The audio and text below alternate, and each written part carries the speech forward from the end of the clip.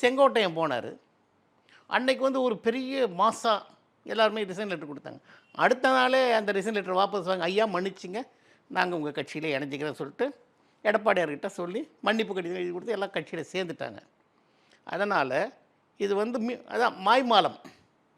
இப்படி ஊடகங்கள்லாம், பத்திரிகையெல்லாம் அதிமுகலேருந்து இன்னும் சில பேர் போகிறதா சொல்கிறாங்களே சார்.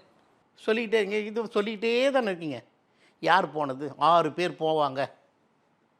எந்த 6 பேர் போனாங்க? ஒரே ஒரு செங்கோட்டையன். மனோஜ் பாண்டே எங்ககிட்ட புந்து போல, அவர் தனி அணி. அது ஓபிஎஸ் 0 பன்னீர்செல்வங்கிட்ட அவன் போயிட்டான். ஒருத்தர் போனார்னா ஒரு முஸ்லீம், அவர் அன்வர் ராஜாவா, அவர் பேர் என்ன, நல்ல பேருங்க, தலைமை பொறுப்பில் இருந்தார், அவர் மட்டும்தான். வேறு யார் போயிட்டாங்க?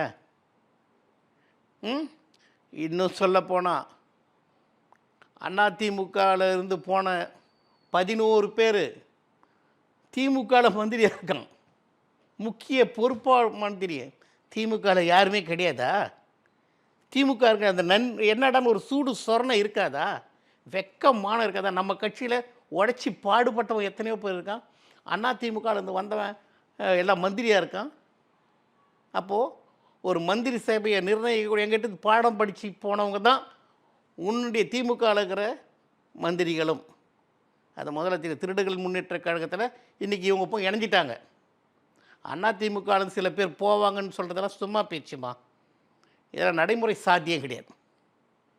அப்படி ஒருத்தர் போயிட்டதால, அப்படி போனாலும் ஒரு சிலர் போனதால் ஒரு கும்பல் போகாது, ஒரு கூட்டம் போகாது, தொண்டர்கள் போக மாட்டான். இது தொண்டர்களால் ஏற்பட்ட இயக்கம், புரட்சித் தலைவருடைய இயக்கம்.